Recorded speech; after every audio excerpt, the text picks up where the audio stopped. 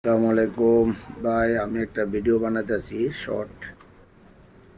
আমাকে একজন প্রশ্ন করেছিল বাংলাদেশে এত পানি কেন, আর এত বন্যার পানি কেন বেড়ে গেল। বলতে চাই আসলে কথার উত্তরটা কি দেব বলেন। বাংলাদেশে অনেক মানে নেতাকর্মীরা ছিল, তাজ্জুদ নামাজ পড়তো 100-150 টাকাত করে। এরা তো দেশে নাই, চলে গেছে। তাজ্জুদ নামাজ পড়তে পারতেছে না, জন্য দেশে এত পানি।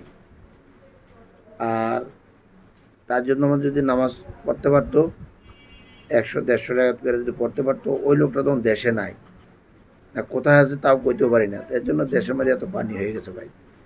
এখন এটার কোনো উত্তর আছে? এত নামাজি লোকজন ছিল।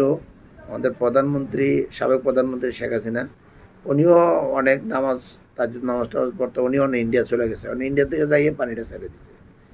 এটা হলো আমার কথা। এই কথাটা যদি আপনারা শেয়ার করে দেন, শেয়ার করে সবারকে দেখার সুযোগ করে দিবেন, জানার সুযোগ করে দিবেন।